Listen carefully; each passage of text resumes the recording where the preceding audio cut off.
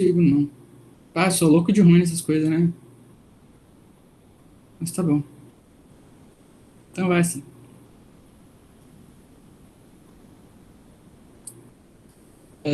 Tá. Então, como eu dizia, uma política pública, ela é qualquer ação no âmbito governamental, né? E como a macroeconomia está vinculada às políticas públicas? As políticas públicas, elas, na maioria das vezes, mas não sempre, elas têm um aspecto mais agregado, né?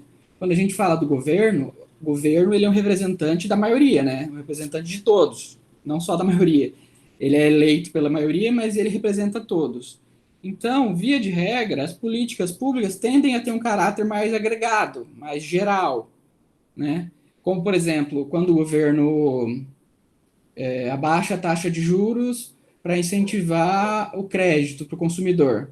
Ele está fazendo uma política pública para incentivo do crédito para todos, né? Certo? Então, essa política é uma política macroeconômica, correto? Ok. Por macroeconomia, vocês já tiveram aula de macroeconomia?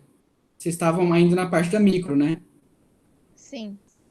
Então, por macroeconomia, a gente entende a análise dos fatores agregados. A Cara, inclusive, falou um pouquinho disso, né? A gente pensa em fatores como orçamento, a gente pensa em taxa de juros, a gente pensa em inflação, a gente pensa em fatores mais gerais, né? Mais agregados. A Karen usou o termo global, né? Mas a gente costuma dizer agregado. Né? Quando a gente vai falar de demanda, por exemplo, na análise macroeconômica, a gente não fala de demanda de um consumidor ou de uma empresa. A gente fala de todos os consumidores ou de todas as empresas em determinado lugar, né? Claro que não é do mundo inteiro, né? Você tem que sempre ter um recorte espacial ali, né? Então, por macroeconomia, a gente entende análise agregada e política pública, como o nome diz, é uma ação do governo. Então, política pública no âmbito macroeconômico é uma política do governo que tende a atingir todos ou um grande grupo de pessoas, correto? Ok. Esse cara, que vocês estão conseguindo ver esse bigodudo, Sim. o nome dele é Keynes. Ele foi o cara que foi o primeiro cara assim a pensar a economia não como só uma análise da empresa e do consumidor, mas como uma, uma, uma área de estudo com a possibilidade de pensar o bem-estar e de toda uma comunidade, né? Ele foi o cara que, durante a crise econômica de 29, por exemplo, pegou e falou: não, o governo tem que ter um papel ativo nesse momento de incentivar a economia através de gastar dinheiro, através de injetar dinheiro na economia, para compensar o fato de que a economia está em recessão, para compensar o fato de que os agentes privados estão de forma mais recatada, estão investindo pouco. Lembra que a Karen comentou que durante esses períodos é normal que o governo se endivide? Então, foi o Keynes, em esse livro dele aqui, A Teoria Geral do Emprego, do Júlio da Moeda, se não me engano, ele é de 1930, 30 alguma coisa. Foi ele que começou a pensar pela primeira vez como o emprego, o juro e a moeda são uma coisa agregada, né? Ele não é uma coisa que afeta só X ou Y indivíduo, né? Então, assim, esse conceito que está escrito aqui do Marshall, que é um autor anterior ao Keynes, que a economia é o estudo dos homens de negócios, é o estudo do homem nos negócios comum da vida e examina a parte tanto da ação individual quanto social. Essa definição do Marshall ela não está errada, ela está correta. No entanto, Marshall ainda não conseguia pensar isso num âmbito agregado, num âmbito mais amplo, como Keynes, pela primeira vez, e na década de 30, conseguiu com esse texto dele, a teoria geral do emprego, do juro e da moeda.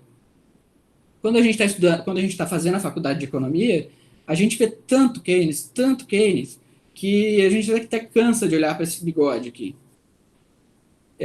Via de regra, os livros de macroeconomia, né, eles são manuais, né? Assim como na administração, eu acredito que vocês veem pouco os, os autores, os livros dos autores originais, né? Vocês não pegam ali, fala o nome, vocês conseguem me dizer o nome de algum teórico da administração famoso, sei lá, qualquer um. Taylor. Taylor, por Taylor, exemplo. Vocês não pegam o livro do Taylor lá e vão direto no Taylor, ou pegam? Não. É difícil, assim, até acontece, né? Alguma disciplina específica ali, né? Acontece, mas via de regra a gente estuda os manuais, né? Que pega, por exemplo, esse livro do Keynes, mastiga pra gente, resume e dá essa forma um pouco mais condensada e tenta também, além do que foi escrito na década de 30, colocar coisas mais modernas e tal, e tentar colocar de forma aplicada para nossa realidade, né? E é o mesmo acontece no curso de economia, como acontece no curso de administração. Então, assim, vocês estão vendo aqui a foto? São três pessoas. Keynes, o Sim. bigodudo da esquerda, Hayek, o da direita, e em cima o Schumpeter. Hayek foi o principal, assim, autor a contrapor as ideias de Keynes. O Hayek acreditava que o Estado não deveria se meter na economia nem nos momentos de recessão, nem nos momentos de crise.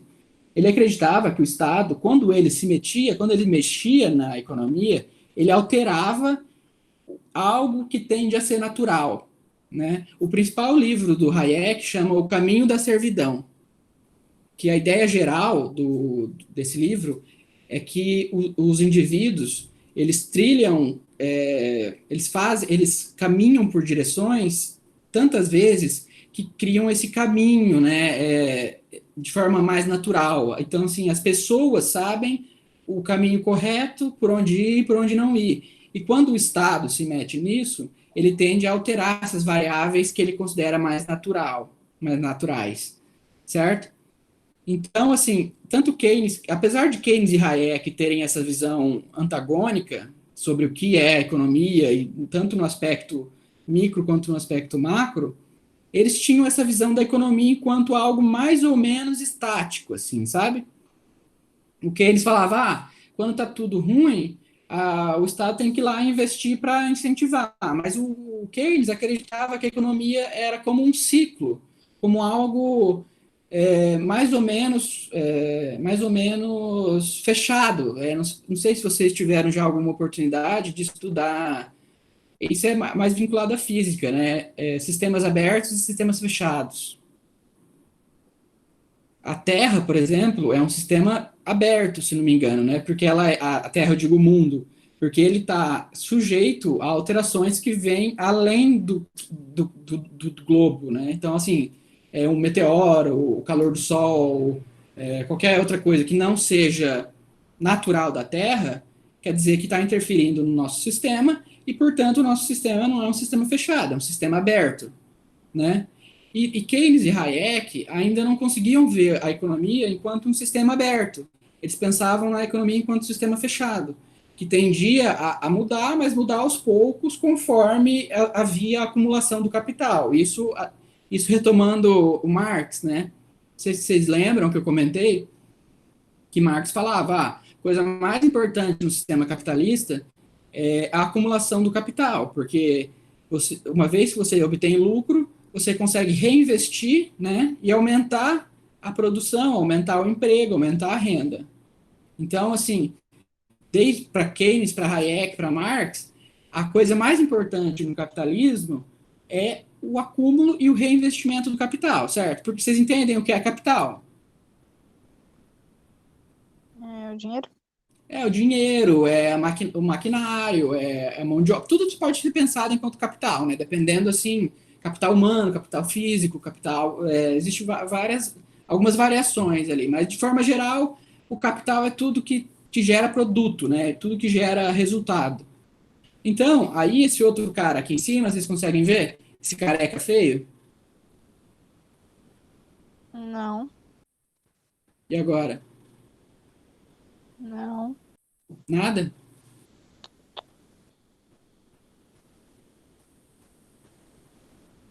Não? Não. E Tá agora? no nosso, tá no nosso tela da gente se olhar. Agora foi. Agora foi. Então, esse cara aqui em cima, narigudo, careca, ele chama Schumpeter. Ele é da mesma época que o Keynes e o Hayek. Só que o Schumpeter foi o primeiro cara a pensar a economia enquanto um sistema aberto. Ele pensava assim: independente de não haver um acúmulo de capital, independente de não houver um lucro para ser reinvestido, um excedente, é possível que se tenha mais produto, mais riqueza com a mesma quantidade de capital. O Schumpeter, ele é o expoente, ele é o cara que pela primeira vez que começou a pensar a economia de forma agregada sob a perspectiva da inovação. Então, assim, ele pensava, bah, se eu tiver o mesmo tanto de trabalhador, o mesmo tanto de máquina, só que eu conseguir pensar uma maneira de organizar o trabalho que economize tempo e gere mais produto, isso é uma inovação. E eu não alterei nada meu capital, certo? Estão me Ok. ouvindo? Então, Sim. assim, foi o Schumpeter o primeiro cara que começou a pensar como a economia não é essa coisa fechada, esse sistema fechado, em que a única possibilidade de ela se desenvolver e crescer é através do acúmulo de capital. Schumpeter, daí ele foi referência tanto para pensamento macroeconômico, quanto também para pensamento microeconômico, certo?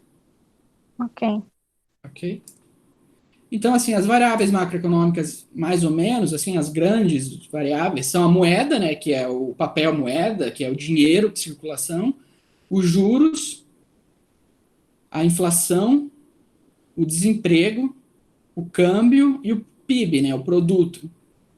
Essas variáveis são as variáveis que, via de regra, a gente ouve no jornal, né? Pela moeda, a gente consegue compreender os R$ 200 lá do Paulo Guedes, né? É um papel moeda. Os juros, a taxa Selic, mas também não só, os juros também para o consumidor. Só que, via de regra, na macroeconomia, a gente pensa os juros de forma mais agregada, né? Então, a gente inicia sempre pensando o juros global, né, os juros da Selic, e depois as influências desses juros no micro, no consumidor, nas empresas e tal. A inflação, que via de regra é uma decorrência da oferta e da demanda agregada. O que acontece quando todo mundo descobre que ter celular é uma coisa muito boa? Todo mundo vai querer. Todo mundo vai querer celular. E todo mundo descobre que celular gera, sei lá, namoro. Todo mundo descobre que celular gera mais dinheiro. Sei lá, todo mundo descobre que celular é uma coisa muito boa. E o celular custa 100 unidades de dinheiro, R$ 100, sei lá, US$ 100. Todo mundo vai querer celular. No entanto, se do dia para a noite todo mundo quer celular, o que acontece com o preço do celular? Sobe. Ele sobe, porque mesmo que a produção de celular, mesmo que seja possível aumentar a produção de celular, essa produção ela tem um tempo para ser aumentada, né? Ela não pode, ela não aumenta do dia para a noite. Então, entre esse tempo do aumento da produção do celular e o período em que todo mundo está querendo mais celular, ocorre o quê? Um aumento do preço do celular. E um aumento do preço do celular, todas as demais variáveis constantes, né, não acontecendo nada de diferente, a não ser a vontade das pessoas por ter mais celular, é a inflação. O que pode acontecer também? Pode acontecer um aumento do preço de um componente dentro do celular que faz com que os custos para produzir celular sejam mais altos. Isso é um acontecimento diferente, mas que também, de forma geral, pode ser pensado enquanto uma coisa que gera inflação. Mas a inflação, pura e simplesmente, é um aumento generalizado dos preços vinculado à oferta e demanda, né? Quando a gente quer mais de algo que é mais ou menos pré-fixado a quantidade, né? E o oposto, Beatriz? o oposto disso. Quando as pessoas param de querer celular e as empresas continuam produzindo celular, o que Mais barato? acontece? Ele fica mais barato. E como chama isso? A Pela lei da lógica. oferta e da demanda? Teria uma anti-inflação, né? O oposto da inflação. Quando a demanda pelo celular cai e a oferta continua a mesma, os preços do celular devem cair, tendem a cair, certo? Ok. E isso tem um nome, chama deflação. Isso é uma coisa que acontece nas economias de forma generalizada. A gente está pensando aqui em um produto específico, né? O celular. Só que, de forma geral, a inflação não é ela não é pensada por um produto, mas normalmente uma cesta de bens, né? Vocês devem estar acompanhando no jornal todo mundo falando sobre o aumento do preço do arroz e tal, né?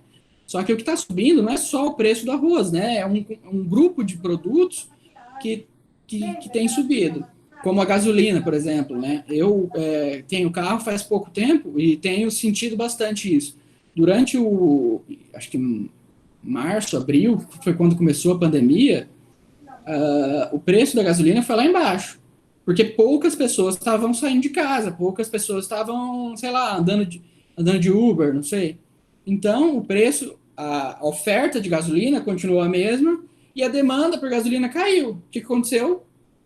O preço da gasolina teve que baixar, né, para continuar vendendo. Então, aconteceu uma deflação nesse produto específico que é a gasolina.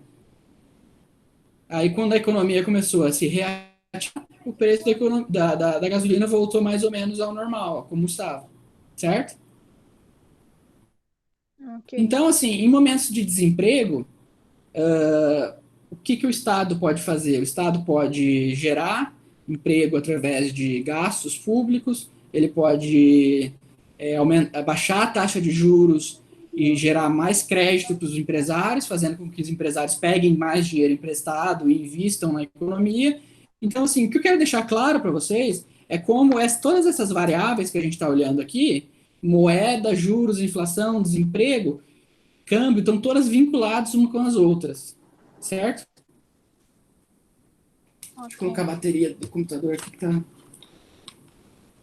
Então, assim, em um momento de desemprego, por exemplo, e como a gente está vivendo agora, aumento do desemprego, queda do produto, o que acontece? O governo ele tende a baixar a taxa de juros em um processo de tentativa de esquentar, de ativar a economia, né? Tentando reverter essa política. Então, essa política de baixa de juros, por exemplo, ou de emissão de moeda, ou de desvalorização do câmbio, são todas políticas macroeconômicas que são políticas públicas, certo? Ok. Existe uma teoria na economia que já não é tão relevante, mas que ainda assim é interessante de pensar. Chama curva de Phillips. Curva de Phillips porque o cara que pensou ela chamava Phillips. Ele analisa a taxa de inflação como em uma relação inversa à taxa de desemprego. Então, assim, quanto menor a inflação, maior o desemprego, certo? Não é exatamente assim que acontece e tal, mas é uma relação interessante e até hoje ela é estudada. Então, assim, as políticas que o governo tem, a gente já falou isso várias vezes, né? Mas as formas que o governo tem para política pública, para agir na sociedade, é através da política monetária, através da política fiscal e através da política cambial, né? Vocês se lembram disso? Ok. Kelly, tá aí? Tô. Sou sim. É. Então, a política monetária, ela é uma política é o que o nome diz, é uma política que visa injetar dinheiro ou tirar dinheiro, dependendo da situação, de uma determinada economia, né? E o que ele pode fazer, como o governo pode injetar ou enxugar dinheiro numa economia? Ele pode emitir papel moeda, ele pode emitir título público e ele pode alterar a taxa de juros. Quando ele altera a taxa de juros, ele está incentivando as pessoas a pegarem mais dinheiro ou menos dinheiro, dependendo se a taxa de juros for para cima ou para baixo, correto?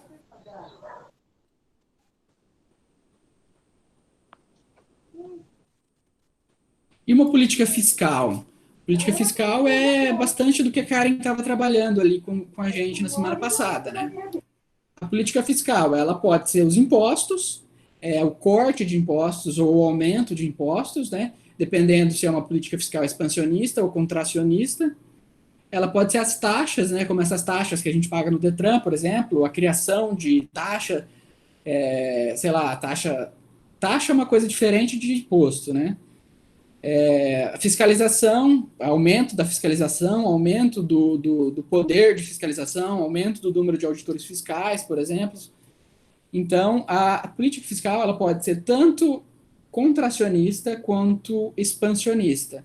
Eu trabalho na Secretaria da Fazenda especificamente num setor que concede benefícios fiscais para as empresas.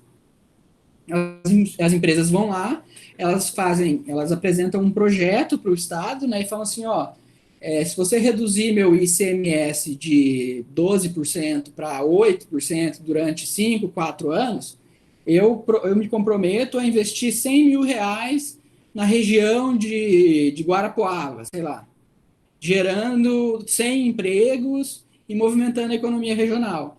Aí a gente lá da nossa diretoria faz a análise e considera que vale a pena abrir mão desses 4% aí, tantos por cento de ICMS em troca desse investimento que a empresa se comprometeu a fazer. Certo? Então, isso é uma política fiscal, mas não é uma política no sentido de sentido estrito, né? Que a gente pensa em política fiscal, a gente pensa logo em imposto, né? Criação de imposto, tirar imposto, mas não, é um benefício que o Estado concede para a empresa, às vezes, se instalar numa região, às vezes para ela fazer investimento, às vezes para ela fazer, sei lá, 1000 coisas, ok? Então, isso seria uma política fiscal, que é uma política pública. Então, salários. Vocês conseguem saber a diferença entre salário nominal e salário real? Nominal é tipo o que diz que a pessoa ganha e real é o que ela realmente recebe? Exatamente isso. Mas colocando assim, de forma mais formal, né? O salário nominal é o valor ali, ó. O salário nominal do Brasil hoje, salário mínimo nominal é R$ 1.050. Não sei, alguém aqui ganha salário mínimo? É por aí, né? Uns 1.000 e alguma coisa, se não me engano. Mas, 1045. 1.045, Kelly. No entanto, de um ano para o outro, o governo vai lá e fala, eu vou aumentar o salário mínimo em 5%. Aí ele é R$ 1.000, ele vai para quanto? Vai para R$ 1.050, né? Houve um aumento real no salário mínimo?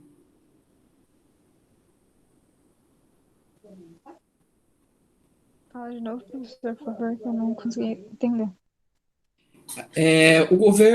O salário mínimo do Brasil hoje, supostamente, é exatamente R$ 1.000, certo? É o salário mínimo. Sim. Aí, em 2022, 2021, o governo federal vai lá e fala, a partir de 2021, o salário mínimo vai ser 1.050, a gente vai aumentar 5%. Então, o salário mínimo subiu de 1.000 para 1.050. Aí eu pergunto, houve um aumento real do salário mínimo? Não. Não necessariamente. Mas pode ser que sim. Por que pode ser que sim? Porque o salário mínimo real, ele tem vinculação com o poder de compra desse dinheiro. Você pode aumentar 300, 400 reais de um mês para o outro. E não necessariamente vai haver um aumento real do salário mínimo. Porque o salário mínimo real, ele está ligado ao poder de compra desse dinheiro.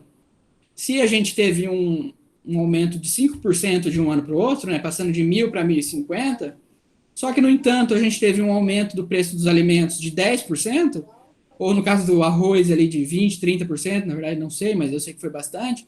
Então, se a gente teve uma inflação da cesta de consumo de mais de 5% e o aumento do salário mínimo foi 5%, o salário real ele não cresceu. Tudo acima de 5% foi perda. Então, o salário nominal, que é o valor absoluto, é um número, é só um número o salário nominal, né? Tudo que quando a gente pensa em nominal, a gente está falando em coisa absoluta, e não de fato o que ele representa. Então, o salário real, quando a inflação for maior do que o ajuste, quer dizer que o salário real não houve crescimento, e sim perca, né? Ou quando for igual, a inflação de 5%, o salário mínimo de 5%, o que acontece? Acontece que o salário mínimo se manteve constante. O salário real se manteve constante. Se a inflação foi 5% e se o aumento do salário foi 5%. Certo? Ficou clara essa ideia de salário mínimo real e nominal? Essa é uma variável muito importante na economia, porque, por exemplo, aconteceu bastante na história do Brasil de governos acharem assim que simplesmente aumentar o salário mínimo de um ano para o outro, de um mês para o outro, em 10, 20%, geraria um aumento real, um aumento de consumo. Mas o que acontece, via de regra, é que quando você aumenta indiscriminadamente um salário, ele tende a gerar inflação. Por quê, Beatriz? Se eu tenho mais dinheiro disponível para mim, se de um mês para o outro eu passo de ter R$ 1.000 todo mês para 1.100, o que acontece? Eu vou gastar um pouco mais, provavelmente, né? Ok. Então, a demanda das pessoas aumenta, correto? Se todo mundo no Brasil ganhou R$ 100 a mais, todo mês vai começar a ganhar R$ 100 a mais. Então, a demanda agregada do Brasil aumentou, certo? Mas aconteceu no outro lado da moeda aqui, aconteceu um aumento da oferta? Não sei, né? Se não houve um aumento da oferta, se não foi possível essa atualização da oferta, então o que acontece é gerar inflação. Porque aumentou a demanda, né? Eu tenho R$ 100 a mais para gastar em celular, vou lá, vou comprar 2 celulares, vou comprar um celular bem melhor, só que as fábricas de celulares continuam produzindo o mesmo número de celular. Então, pelo menos no médio e longo prazo, o aumento assim, aleatório de valores de salário nominal tende a gerar inflação. No entanto, aquele autor que a gente citou no começo, o Keynes, ele achava que essa forma de inflação, entre aspas, podia ser até benéfico, porque em momentos de recessão, todo mundo contrai, né? Todo mundo segura dinheiro. E a economia, que tinha lá uma estrutura produtiva específica, ela começa a vender menos. Então, se você incentiva o consumo, se você incentiva a demanda, mesmo que sem de fato haver um ganho real da produtividade, né? Se você incentiva a demanda, acontece que a economia vai reagir em momentos de crise, né? Então, assim, é importante a gente separar a ideia de momentos de crise de momentos mais ou menos naturais, assim, mais ou menos comuns na economia. Então, o Keynes ali dizia que em momentos de crise o governo tem que dar um jeito de injetar dinheiro na economia, seja por aumento de salário, seja por queda na taxa de juros, ou qualquer outra coisa. Então, assim, no curto prazo, a injeção de dinheiro na economia, para Keynes, era uma coisa boa, né? Existe mil e uma opiniões sobre isso, né? Mas, assim como o auxílio emergencial do governo federal hoje, está sendo, assim, a salvação da economia no curto prazo. O governo está se endividando para dar esse dinheiro para a população que mais precisa, né? É um dinheiro que o governo não tinha, então ele está emitindo, provavelmente ele está emitindo título público para fazer isso.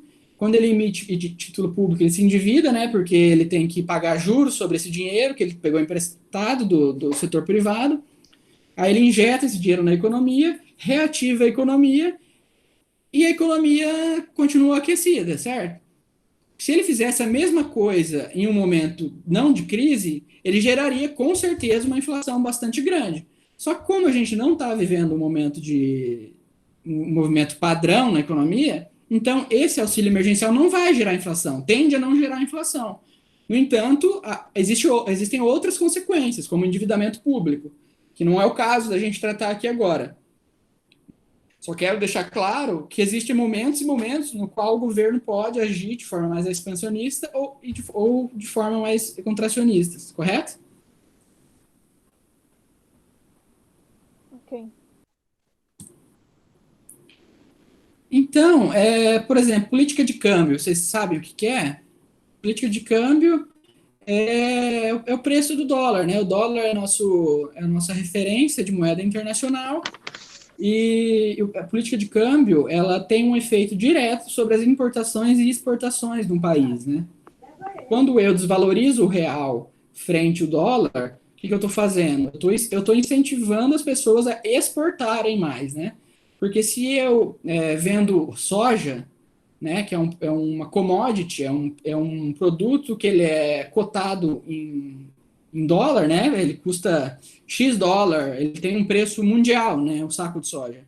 Então, se o preço de soja custa R$ 50 e eu desvalorizo o real custava $1, né? X, num momento específico.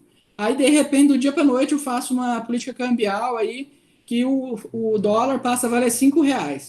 O cara que vendia um saco de soja a R$ 50, ele vai passar a vender a R$ 250, né?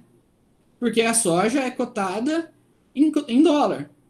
Se eu desvalorizo o meu real em frente ao dólar, então quem exporta vai ter mais incentivo a exportar do que vender no mercado interno, correto?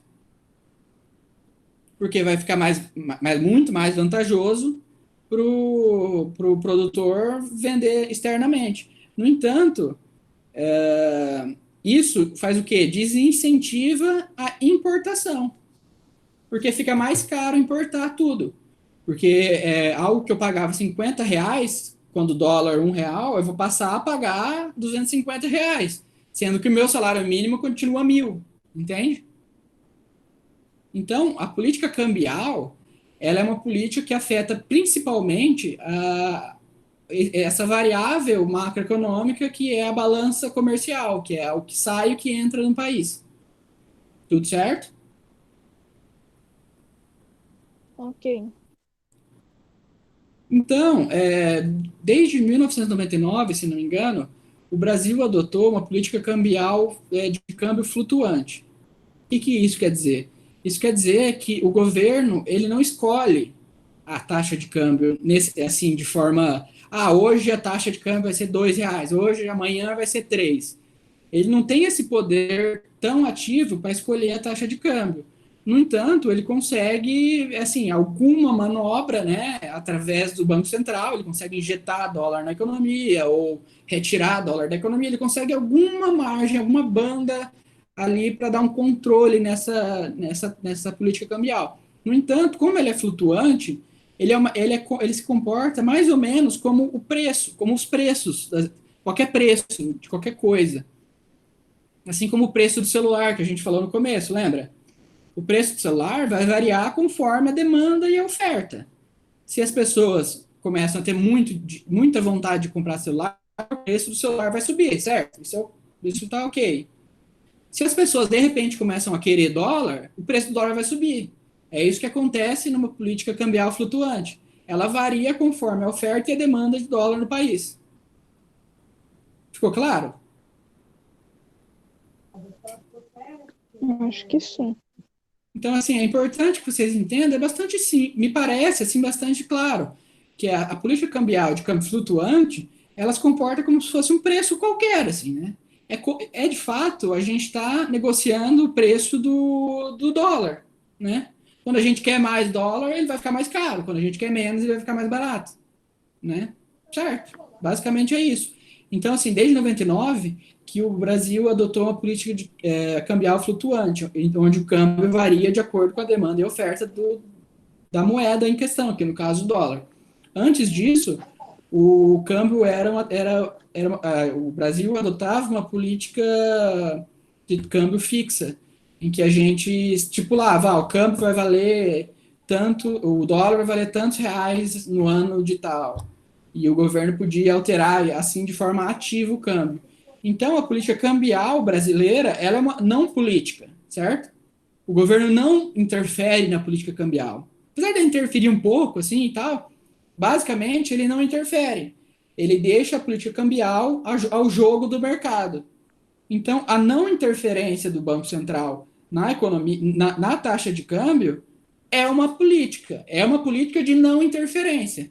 Por exemplo, quando eu deixo de gastar parte do meu orçamento público em educação e escolho gastar em emenda parlamentar, por exemplo, eu estou optando, enquanto governo, racionalmente, por transferir dinheiro de um lugar para o outro.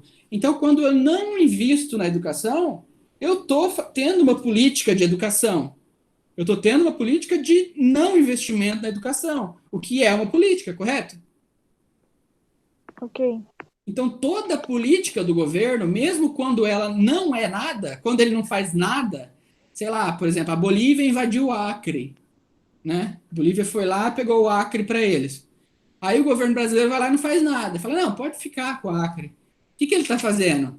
Ele está tendo uma política passiva. Ele está entregando um pedaço do país para outro país. Isso é uma política? É uma política. É uma política de não intervenção. Uma política de não fazer nada, mas é uma política. Então, tudo que o governo faz ou deixa de fazer é uma política. Ok? E nesse caso do dólar, é melhor que o governo interfira no valor dele ou melhor deixar igual tá agora, que o mercado manda? Existe assim, certo consenso de que o dólar, de forma flutuante como ele é hoje, ele é melhor. Ele responde melhor à economia. Porque assim como os preços, né? Eu vou estabelecer que o saco do arroz custa 10 reais. E ele vai ter que custar 100 reais. Não importa. O que vai acontecer? As pessoas que produzem arroz, elas não vão querer produzir arroz, né? Porque às vezes 10 reais não vale a pena, né? Então, o mesmo acontece no dólar, na taxa, na política cambial. Às vezes, quando o governo interfere muito, desestimula a economia a reagir de forma natural. Ele desestimula a economia. Por exemplo, se o dólar custa R$ 1, eu que não vou deixar meu dólar aqui no Brasil, entendeu? Porque o que eu quero com uma moeda real que não vale nada? Eu não posso. Qualquer lugar que eu saia do país, o real não vale nada. Eu não consigo comprar uma bala com real. Porque não tem valor no mundo inteiro. Então, se eu estabeleço um valor para a taxa de câmbio, se eu estabeleço uma taxa de câmbio, você está fazendo uma interferência no jogo de oferta e demanda. O que, via de regra, é uma coisa tende a ser mais ou menos ruim. Mas, claro, varia, né? De realidade para realidade. Não dá para a gente dizer aqui que toda política cambial que fixa essa taxa é ruim, não necessariamente. Mas há uma tendência que essa interferência no jogo econômico seja ruim. Ok, Beatriz? Ai. Entendi. Tá? Então, assim, o que o Brasil exporta? O Brasil exporta muita soja para a China em 2018. O Brasil exporta petróleo cru, né? É engraçado que a gente exporta petróleo, mas também importa. Não sei se eu comentei isso com vocês. Acho que sim. É engraçado, né? Por que a gente vai exportar algo que depois a gente vai importar? Acontece que a gente exporta ele cru, né? Ele praticamente in natura, e depois importa ele enriquecido, né? Beneficiado. Porque a gente não tem capacidade estrutural para beneficiar todo o petróleo que a gente produz. Então, essa é a pauta de exportação que o Brasil tem com a China em 2018. Apesar da gente ser superavitário, né, a gente exportar mais do que importa, a pauta de exportação brasileira é bastante primária, né? São produtos não são produtos de muito valor agregado, né? Soja, por exemplo, você planta, colhe e e ela é isso, né? Você não gera muito emprego ali, você não tem uma cadeia produtiva muito complexa sobre a soja, certo? E isso é uma coisa ruim, porque quanto mais complexo é um produto, quer dizer que ele mais gera renda, né? Ele mais gera emprego, mais gera, é, mais gera valor agregado para a sociedade como um todo. E essa é a pauta de importação da China em 2018. Vê que a parte azul clarinho aqui são produtos eletrônicos, a parte, a parte azul, se não me engano, é avião. Bom, de forma geral, são produtos de bastante valor agregado. Então, assim, dentro do telefone, a gente tem silício, a gente tem metais de todos os tipos, a gente tem uma cadeia produtiva muito complexa e diversificada, né? Que, por exemplo, para produzir um telefone, eu preciso de inúmeros trabalhadores, né? Inúmeras fábricas, que não é só plantar um telefone, ele colhe e eu pego e exporto, né? Assim, ou seja, é melhor para um país exportar telefone do que exportar soja, correto? Ok. Então, assim, de forma geral, eu queria trazer. Eu acho que eu avisei no começo que essa seria uma aula bastante rápida, né? Eu queria que vocês entendessem, assim, de forma geral, o que é a macroeconomia e ela enquanto um instrumento de política pública, tanto para ação do Estado, né, quanto para não ação do Estado, às vezes. Às vezes, a não ação é mais importante do que a ação, correto? Ok. Alguma dúvida?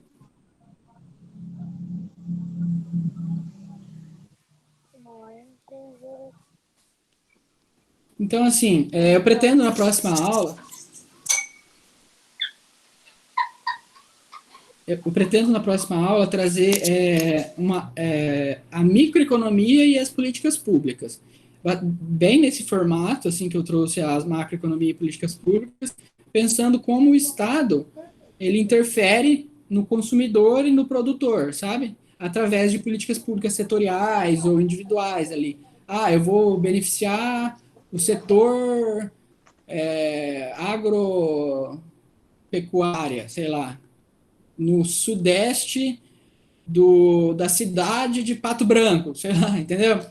Então, assim, às vezes a política pública ela é também uma política microeconômica, que afeta diretamente o Lucas ali, que mora no Conjunto Ouro Branco, e agora as pessoas do Conjunto Ouro Branco pararam de pagar taxa de iluminação, porque a Prefeitura Municipal de Paranavaí considera que a iluminação lá é mais barata, sei lá, ou que os moradores do Ouro Branco são mais bonitos e não precisam, entendeu? Às vezes a política pública ela é também microeconômica, nem sempre ela é só uma política macroeconômica, tá ok? Então, essa aula foi para a gente pensar a política pública como algo grande, algo que afeta todos de forma mais ou menos idêntica, mais ou menos parecida, e daí depois a gente vai pensar a política pública como algo mais que afeta a vida da gente, pessoa, né? Ou a gente empresário, ou a gente parte de algum sindicato ou de algum grupo empresarial. Tá ok, gente? Então a aula de hoje era isso. Rapidinha, né? Mas bastantes conceitos. Sim. Então, eu já subi lá no Moodle, tá? Para vocês colocarem no relatório. Eu acho que a Beatriz está me devendo uns relatórios ou não? Eu? É. Tô. Então tá bom. Se agilizem aí, pessoal. Boa sexta-feira para vocês. Obrigado, igualmente. Obrigada.